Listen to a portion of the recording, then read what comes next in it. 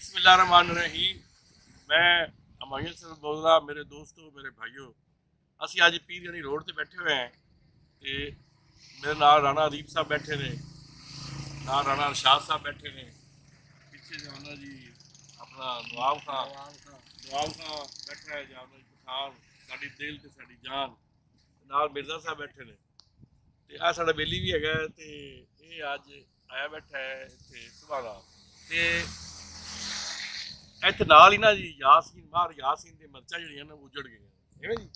ਤੇ ਆ ਵੇਖੋ ਨਾ ਬੜੀਆਂ ਸੋਹਣੀਆਂ ਮਿਰਚਾਂ ਜਿਹੜਾ ਨਾ ਜੀ ਐ ਸੁਕਾਓਗੇ ਤੇ ਬੜਾ ਮਜ਼ਾ ਆਏਗਾ, ਨਾਲੇ ਦੇਸੀ ਤੇ ਓਰੀਜਨਲ ਹੈ ਜੋ ਜੀ ਬਿਲਕੁਲ ਦੇਸੀ ਸੋਹਣੀ ਹੈ।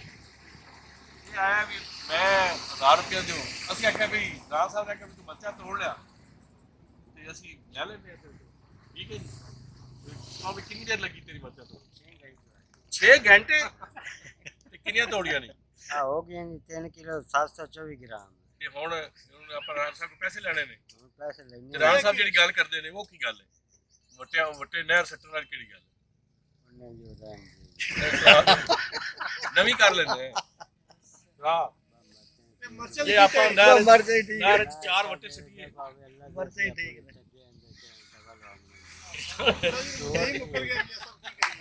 मुकर गया मुद्दे ही रहा था, मुकर गया कर करे